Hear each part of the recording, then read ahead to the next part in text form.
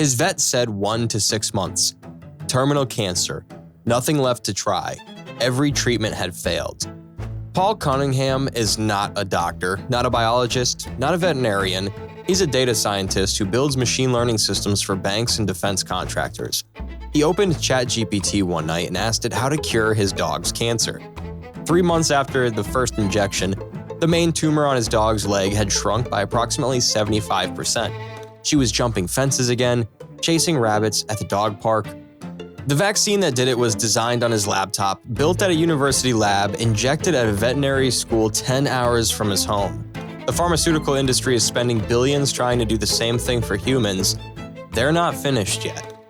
This is Diagnosis Glitch.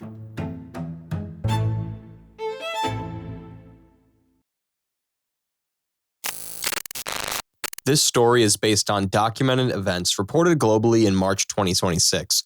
All names are real. Rosie's treatment is ongoing. Paul Conyngham is 42 years old and lives in Sydney, Australia. Electrical and computing engineer, 17 years in machine learning and data analysis. He co-founded Core Intelligence Technologies, an AI consultancy that has built systems for Australian banks, supermarket chains, insurance companies, and the Department of Defense. He previously served as a director of the Data Science and AI Association of Australia. He's been building systems on top of GPT models for over 4 years, long before most people had heard of ChatGPT. He's not a biologist, not a doctor, not a veterinarian, not an oncologist, zero formal training in any of those fields. Remember that, because it's the detail that makes this entire story feel impossible, and it happened anyway. He adopted Rosie from a Sydney animal shelter in 2019. Staffordshire Bull Terrier and Shar-Pei cross, black coat, muscular, stubborn, the kind of dog that chases rabbits through parks and leans into your hand when you scratch behind their ear. Paul adopted her after a breakup. She got him through the worst stretch of his life. Hard business deals, lonely nights, long walks through the forest near the harbor. He calls her his best mate. He said it on national television, and his voice cracked when he did. She's been with me through really tough times. When she was handed this sentence, I felt I had to do my part for her as well. Here's what no one told him when he adopted her.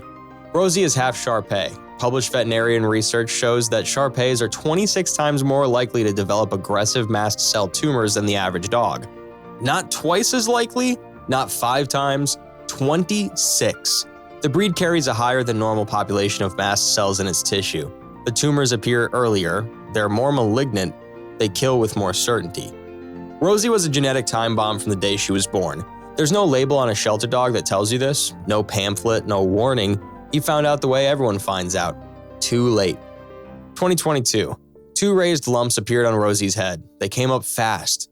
Paul took her to the vet. The vet examined them and said they were warts. Common in older dogs. Nothing to worry about. Keep an eye on them. Paul trusted him. Why would he not? You go to a vet because they know what you do not. That's the entire arrangement. The lumps were not warts. They were mast cell tumors, the most common malignant skin cancer in dogs, and in a Shar-Pei cross, the single most predictable cancer there is. The breed data was in the literature.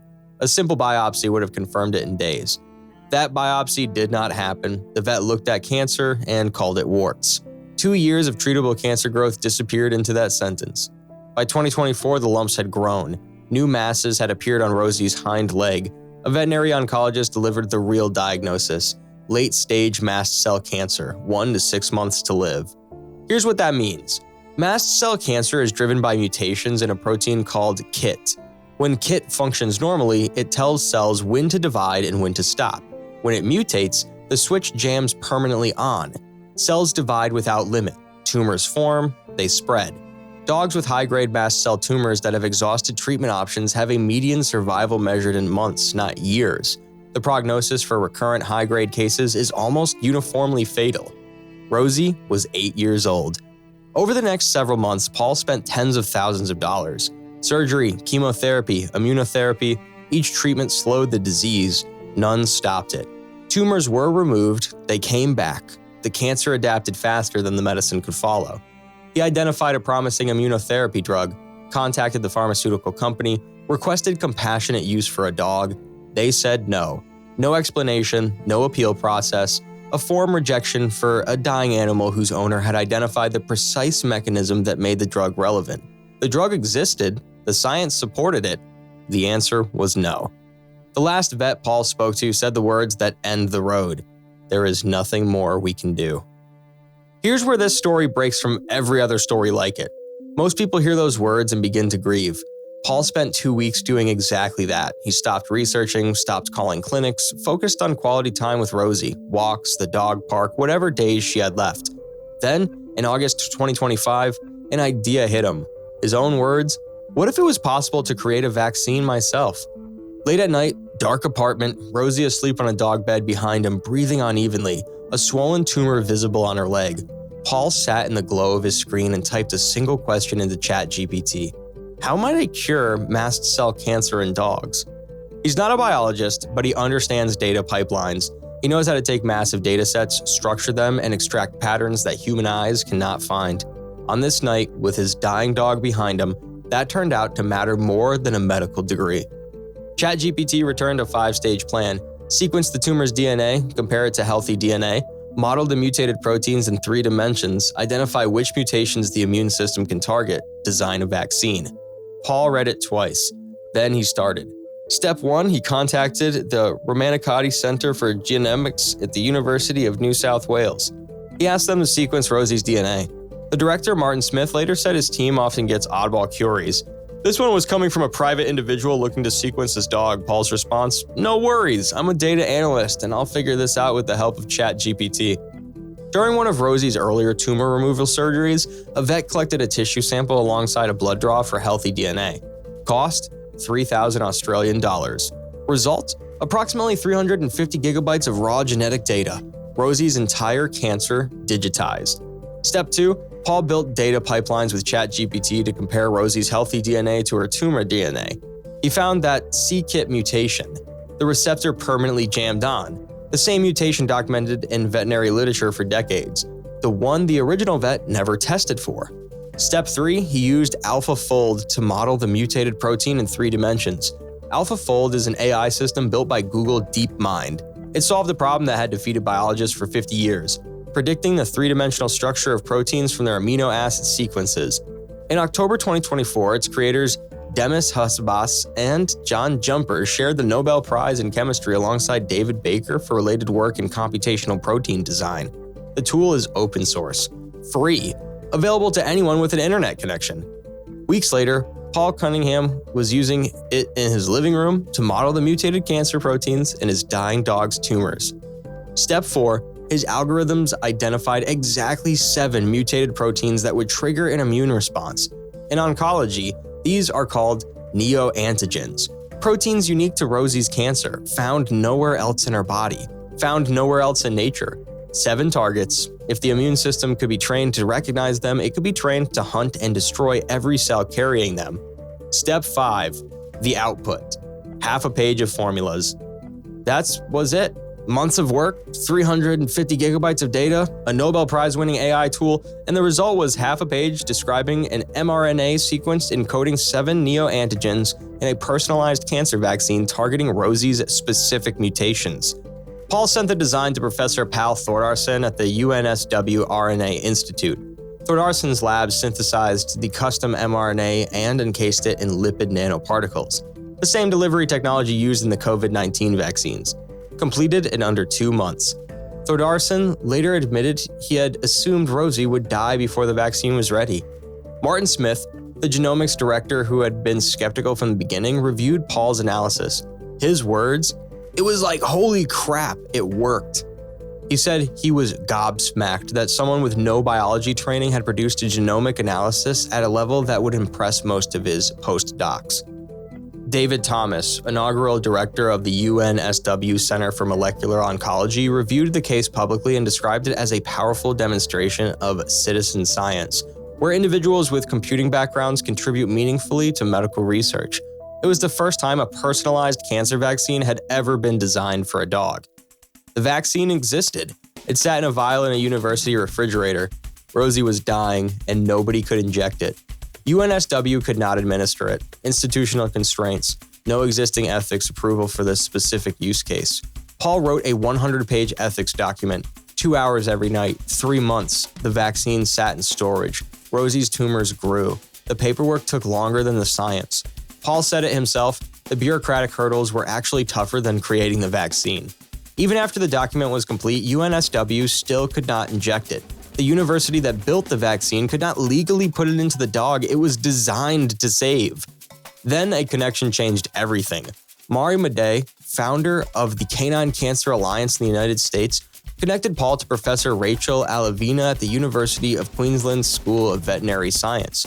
Alavina already held existing ethics approvals for experimental canine immunotherapies. The legal pathway existed, it was 10 hours away. December 2025, Paul put Rosie in the back seat and drove Sydney to Gatton, Queensland. 10 hours on the highway, a cooler holding a vaccine designed by a man who should not have known how to design it, manufactured by a lab that could not legally administer it, heading to a university that was not part of the original plan. A quiet room in a veterinary lab. Alavina drew the vaccine into a syringe. Paul held Rosie's paw. The injection went in. No audience, no cameras, just a needle, a dog, and a man who refused to accept the word incurable. By the end of January 2026, roughly 6 weeks after the first injection, Rosie was leaping over fences at the dog park to chase rabbits.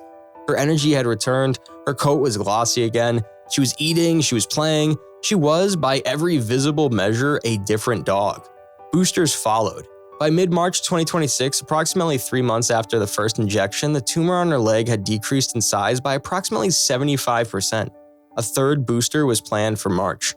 But this is diagnosis glitch, and no story here ends clean. Not all tumors responded. At least one large mass did not shrink at all. Different tumors carry different mutations. In oncology, this is called tumor heterogeneity. It is the reason cancer is not one disease. It is 1,000 diseases wearing the same name. In March 2026, UNSW published a clarification. Rosie still has cancer and it's still incurable. Independent oncologists urged caution. This is a single dog, one data point. The results are mixed. One tumor responded dramatically, another did not respond at all. No conclusions about efficacy can be drawn from a sample size of one. They are right. That is how science works. But Paul is already resequencing the resistant cells. The persistent tumor led to further analysis and a subsequent vaccine targeting a different set of mutations entirely. Vaccine number 2 is not a vague hope. It's an active second round with the same academic collaborators aimed at a genetically distinct tumor. He is not done. Here's the part that should stay with you long after this story ends, and it has nothing to do with a dog. What Paul Conyngham did in his spare time from August 2025 to March 2026, roughly 7 months, is the same pipeline the largest pharmaceutical companies on Earth are spending billions of dollars to build. Moderna and Merck are running phase 3 clinical trials on a personalized mRNA cancer vaccine called mRNA 4157. Their most recent data shows a 49% reduction in cancer recurrence and a 62% reduction in distant metastasis. First regulatory approvals are still years away. BioNTech is running phase 2 trials on a personalized mRNA vaccine for pancreatic cancer, 5-year survival rate under 15%, using the identical pipeline Paul used. Sequence the tumor, predict Neoantigens with AI, manufacture custom mRNA. Early results show immune responses lasting up to 4 years. In half of all patients, the vaccine triggered an immune response that persisted for up to nearly 4 years. Those who responded had significantly longer recurrence-free survival than those whose immune systems did not react. Over 120 clinical trials are underway worldwide. A data scientist in Sydney did it for his dog. The sequencing cost $3,000. Every tool he used is available right now. ChatGPT, AlphaFold, open-source protein databases, DNA sequencing that cost $3 billion in 2003 and now costs under $1,000. mRNA manufacturing technology industrialized during COVID. And Paul is not the only one who has figured this out. David Fajgenbaum was a medical student at Penn when he was diagnosed with Castleman's disease, a rare disorder that sent him to the ICU 5 times. He was heading toward hospice. He poured through his own medical records, identified a signaling pathway, and found an existing drug that could block it. He saved his own life. Then he built an AI platform to do the same for others. His organization, EveryCure, has raised over $100 million. That platform has already saved another patient heading into hospice with the same disease. In early 2026, a developer named Nick Sariv uploaded his raw 23andMe genome file to Claude, an AI model built by Anthropic. 600,000 genetic data points. The cost of the kit, $70 Canadian. The AI cross-referenced his DNA against public medical databases and returned results that used to require $5,000 to $10,000 in specialist consultations. It flagged him as a cystic fibrosis carrier. It identified a broken methylene pathway. It told him caffeine was destroying his sleep through a genetic vulnerability he never knew he had. Within days of following the recommendations, his sleep and energy dramatically improved. $70 and an afternoon. No waiting room, no referral chain. The CEO of Anthropic, the company behind Claude, holds a PhD in biophysics and computational neuroscience from Princeton. Dario Amodi did cancer biomarker research at Stanford. As VP of Research at OpenAI, he led the development of GPT-2 and GPT-3 before founding his own lab. He's publicly stated that AI could eliminate most cancers within years. This is not a tech executive making a marketing claim. This is a scientist who understands the biology and built the tools. These are not anomalies. These are the first fractures in a wall that has stood for decades. Here's what I need you to understand. The glitch in this story was not exotic. A vet looked at raised lumps on a Shar-Pei cross and did not connect the breed to the risk. Did not biopsy, called them warts, 2 years vanished. Any large language model given the breed, the age, and a description of those lumps flags mast cell tumor as the top differential in seconds. AI fixed the problem downstream. It designed the vaccine, identified the mutation, modeled the protein, selected the targets, but it could have prevented the problem upstream, before the cancer spread, before tens of thousands of dollars were spent, before a man had to teach himself molecular biology in the middle of the night with his dying dog asleep behind him. That's the glitch. Not one vet missing one diagnosis. The tools to catch it existed and no one used them. The tools to treat it existed and the system nearly ran out the clock before they could be deployed. The gap between what is possible and what's actually happening is the diagnosis glitch of this generation. A man in Sydney asked a chatbot how to save his dog. No medical degree, no biology training, no laboratory, a laptop, 17 years of data skills, and a refusal to accept the word incurable. His dog is chasing rabbits again. Pal Thordarson, the man who manufactured the vaccine, asked the question that nobody has answered yet. If we can do this for a dog, why are we not rolling this out to humans? The scariest thing about this story is not that a dog got cancer, it's not that a vet missed the diagnosis, it's not even that one man designed a cancer vaccine on his laptop. That part should give you hope. The scariest thing is what is not happening for everyone else. If you have a pet, or if you have cancer, the tools Conyngham used are available right now. AlphaFold is free, DNA sequencing costs under $1,000, and 23andMe kits that a developer used to identify 3 genetic vulnerabilities cost $70 Canadian. The pipeline exists. What Paul Conyngham proved is that you don't need a medical degree to use it. You need data skills and the willingness to refuse the word incurable. Start with the $70 kit, upload it to an AI, ask what it sees. The waiting room is already open. This is Diagnosis Glitch. I'll see you in the next waiting room.